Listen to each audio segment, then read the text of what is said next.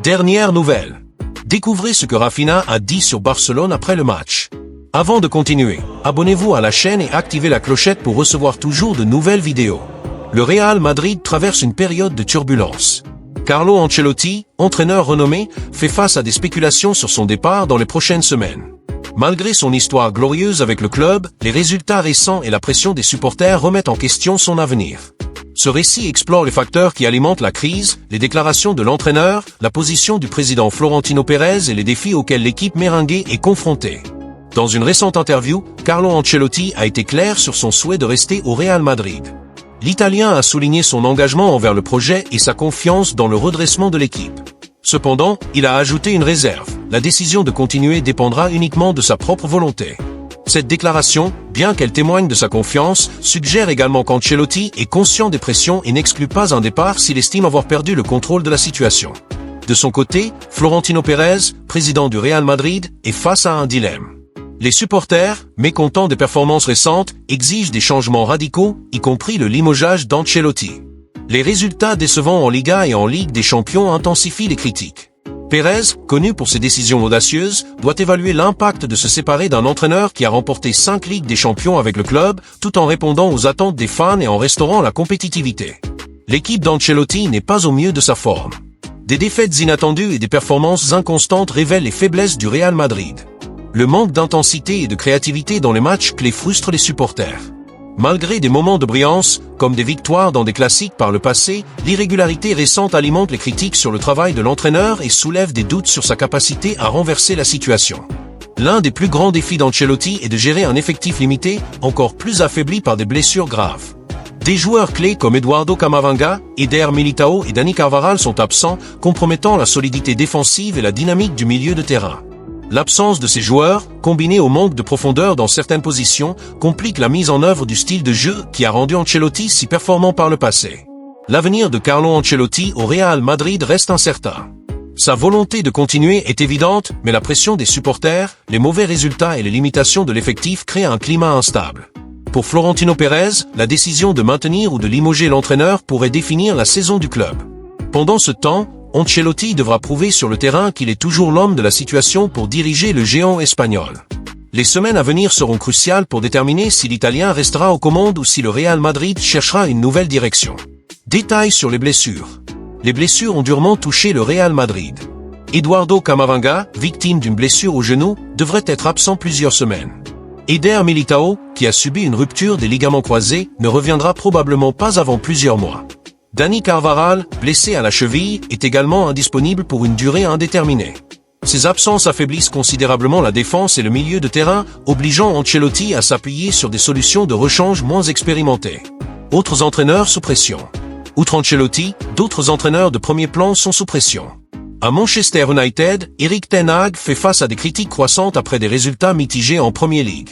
À Barcelone, Hansi Flick, malgré un bon début, est scruté de près en raison des attentes élevées dans un club en reconstruction. En Italie, Massimiliano Allegri, de retour à la Juventus, est critiqué pour le manque de spectacle de son équipe, malgré des résultats corrects. 4 nouveaux renforts pour le Real Madrid. L'avenir de Carlo Ancelotti au Real Madrid reste flou, avec des rumeurs suggérant un possible départ à la fin de la saison 2024/25. Xavi Alonso, ancien joueur du club et actuel entraîneur du Bayer Leverkusen, est pressenti pour lui succéder. Malgré cette incertitude, Ancelotti continue d'influencer la planification du club, proposant des renforts pour le prochain mercato.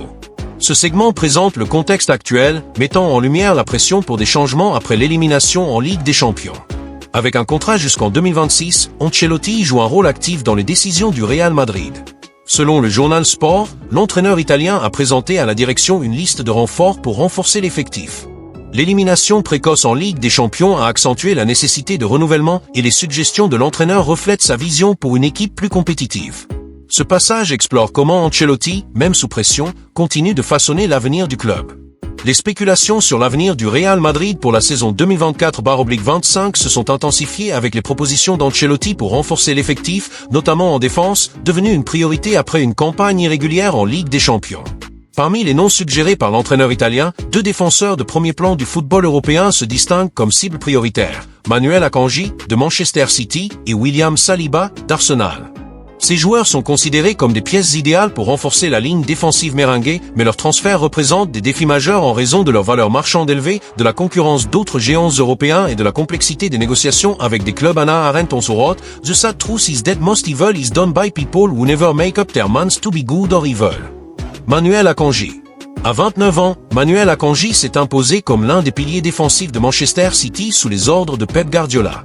Le défenseur suisse, recruté en 2022 en provenance du Borussia Dortmund pour environ 20 millions d'euros, s'est rapidement adapté au style de jeu exigeant du club anglais, qui allie solidité défensive et précision dans la relance. Akanji est reconnu pour sa polyvalence, capable d'évoluer comme défenseur central, latéral ou même en tant que milieu défensif dans certaines situations.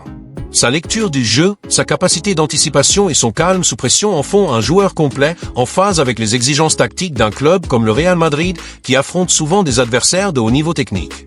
De plus, Akanji affiche un taux de passes réussi supérieur à 90% en Premier League, une qualité essentielle pour la construction du jeu depuis la défense, un aspect qu'Ancelotti valorise dans son système. Son expérience dans les compétitions d'élite, notamment son titre en Ligue des Champions 2023 avec City, renforce son profil, faisant de lui une option attrayante pour un Real Madrid en quête de reconquérir l'hégémonie européenne. Cependant, recruter Akanji ne sera pas une mince affaire. Manchester City, sous la direction de Guardiola, est réputé pour son approche intransigeante sur le marché des transferts, cédant rarement des joueurs clés sans une compensation financière conséquente. Akanji, dont le contrat court jusqu'en 2027, aurait une valeur marchande estimée entre 50 et 60 millions d'euros, mais City pourrait exiger une somme encore plus élevée compte tenu de son importance dans l'effectif. De plus, le joueur semble épanoui à Manchester, où il est titulaire régulier et bénéficie d'un projet sportif couronné de succès. Convaincre Akanji de quitter le club anglais nécessiterait non seulement une offre financière attractive, mais aussi la garantie d'un rôle central au Real Madrid, ce qui pourrait être compliqué si le club conserve d'autres défenseurs expérimentés comme David Alaba ou Antonio Rudiger dans sa rotation. Cependant, la relation d'Ancelotti avec ses joueurs, connu pour sa capacité à instaurer une confiance, pourrait être un atout décisif si le Real Madrid formule une offre officielle. William Saliba. À seulement 23 ans, William Saliba représente un investissement à long terme avec un potentiel encore plus grand. Le défenseur français est largement considéré comme l'un des meilleurs de sa génération, s'étant imposé comme un élément clé de l'arsenal de Mikel Arteta. Après des prêts en France au début de sa carrière à Londres, Saliba est revenu à Arsenal en 2022 et est rapidement devenu le pilier de la défense des Gunners, contribuant à leur compétitivité pour le titre de Premier League ces dernières saisons. Sa combinaison de puissance physique, de vitesse et d'intelligence tactique en fait un défenseur presque infranchissable dans les duels, avec une moyenne de plus de 70% de succès dans les duels aériens et au sol. De plus, Saliba excelle dans la distribution du ballon, avec une précision de passe comparable à celle d'Akanji, ce qui le rend idéal pour les équipes qui privilégient la possession et la construction depuis l'arrière. Sa jeunesse et sa marge de progression sont des atouts supplémentaires, notamment pour un Real Madrid qui planifie non seulement le présent, mais aussi l'avenir de sa défense. Cependant, Saliba représente un défi encore plus grand qu'Akanji en termes de faisabilité de transfert. Arsenal, qui a lourdement investi dans le développement du joueur, considère Saliba comme intouchable et son contrat, renouvelé jusqu'en 2027, reflète son importance pour le projet d'Arteta. Les estimations suggèrent que la valeur marchande de Saliba dépasse les 80 millions d'euros, mais un transfert vers un club comme le Real Madrid pourrait facilement nécessiter un investissement supérieur à 100 millions, surtout compte tenu de la réticence d'Arsenal à négocier avec des rivaux européens. De plus, Saliba semble pleinement intégré au projet d'Arsenal, où il est vu comme un leader émerge et une pièce centrale dans la quête du club pour un premier titre anglais en 2 décennies. Pour le Real Madrid, convaincre le joueur de changer d'horizon exigerait un effort financier colossal et un projet sportif surpassant celui d'Arsenal. Renfort au milieu de terrain. Outre la défense, Ancelotti a également proposé des renforts pour le milieu de terrain. Sandro Tonali, de Newcastle, et Alexis Mac Allister, de Liverpool, sont les cibles prioritaires de l'entraîneur. Ces joueurs apporteraient polyvalence et compétitivité au secteur, surtout dans un contexte de possible départ dans l'effectif. Tonali, connu pour son énergie et sa capacité à récupérer des ballons, pourrait renforcer la dynamique du milieu, tandis que Mac Allister, avec sa vision de jeu et sa qualité technique, serait un complément idéal pour créer des opportunités offensives. Incertitude et planification. L'incertitude entourant la continuité d'Ancelotti constitue un obstacle à la planification du Real Madrid. Toute avancée dans les négociations pour des renforts dépend directement de la clarification de la situation concernant l'entraîneur pour 2024/25. Alors que la direction évalue les options sur le marché, les suggestions d'Ancelotti sont déjà à l'étude, mais la décision finale ne sera prise qu'une fois la question du banc résolue. Ce paragraphe souligne l'interdépendance entre le choix de l'entraîneur et les recrutements. Un moment de transition. Le Real Madrid traverse une phase de transition avec l'avenir d'Ancelotti et la planification de l'effectif en jeu. Les recommandations de l'entraîneur italien montrent sa vision pour une équipe plus robuste, mais le club n'avancera qu'avec une clarté sur le poste d'entraîneur. En attendant, la direction cartographie le marché, équilibrant les suggestions de l'entraîneur actuel avec la possibilité d'une nouvelle ère sous Xavi Alonso. Ce passage final insiste sur l'importance de décisions stratégiques pour le succès du club la saison prochaine. Ancelotti critique le recrutement d'Endrick. Mercredi dernier, le Real Madrid a battu Retafe avec une performance remarquée du jeune Brésilien Endrick, titulaire lors du match.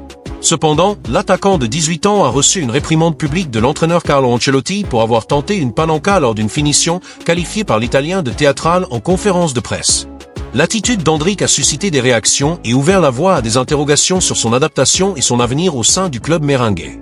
Le journal espagnol Marca a souligné que l'erreur d'Endrick dans sa conclusion aurait pu coûter cher, suggérant que le Brésilien risque d'être mis sur la touche par Ancelotti. Le média a noté que l'entraîneur, connu pour son exigence, ne tolère pas les gestes privilégiant le spectacle au détriment de l'efficacité, surtout dans un effectif aussi compétitif que celui du Real Madrid. Le journal catalan Sport a révélé une tension en coulisses au Real Madrid concernant le jeune Brésilien. Selon le média, Carlo Ancelotti n'était pas favorable au recrutement de l'ancien attaquant de Palmeiras, finalisé fin 2022. L'entraîneur italien avait averti la direction que le secteur offensif, déjà riche avec des stars comme Kylian Mbappé, Vinicius Junior, Rodrigo et Jude Bellingham, risquait d'être saturé. Ancelotti estimait que l'arrivée d'un nouvel attaquant pourrait limiter les opportunités de jeu pour tous, en particulier pour un jeune joueur en phase d'adaptation comme Endrick. Malgré un ratio de buts par minute supérieur à celui des autres attaquants de l'effectif, le Brésilien de 18 ans est celui qui a le moins joué, révélant le manque de priorité accordée par l'entraîneur à son développement immédiat. Selon le journaliste Fermin de la Calle, la décision de recruter Endrick émanait directement du président Florentino Pérez, malgré les réserves d'Ancelotti. Sport établit un parallèle avec l'ère Zinedine Zidane, lorsque l'entraîneur avait également une influence limitée sur les recrutements, une dynamique qui semble se reproduire avec Ancelotti. Toutefois, le média indique que l'Italien devrait avoir plus de poids dans les décisions du prochain mercato, ce qui pourrait signaler un changement dans l'approche du club en matière de renfort. Cette situation place Endrick dans une position délicate. Malgré son talent indéniable, il doit gagner la confiance d'un entraîneur qui, apparemment, ne le considérait pas comme une priorité dans l'effectif. Cette révélation alimente le débat sur l'avenir du jeune joueur au Real Madrid et soulève des questions sur la gestion de l'intégration des jeunes talents dans une équipe remplie de stars établies. Sport compare également la situation actuelle à l'époque où Zinedine Zidane dirigeait le Real Madrid, période durant laquelle l'entraîneur avait peu d'influence sur les recrutements. L'arrivée d'Endrick était un souhait personnel de Florentino Pérez et l'avis d'Ancelotti n'a pas été pris en compte. Cependant, le média suggère que l'entraîneur italien aura plus d'influence lors du prochain mercato, ce qui pourrait impacter la planification de l'effectif. La polémique autour d'Endrick reflète les défis auxquels un jeune talent est confronté dans un club rempli de stars. Malgré son potentiel et ses statistiques impressionnantes, le Brésilien doit gagner la confiance d'Ancelotti pour obtenir du temps de jeu. Avec la promesse d'une plus grande influence de l'entraîneur sur les prochains recrutements, l'avenir d'Endrick au Real Madrid dépendra de sa capacité à s'adapter aux exigences tactiques et comportementales du club, tout en gérant la pression d'un effectif ultra compétitif.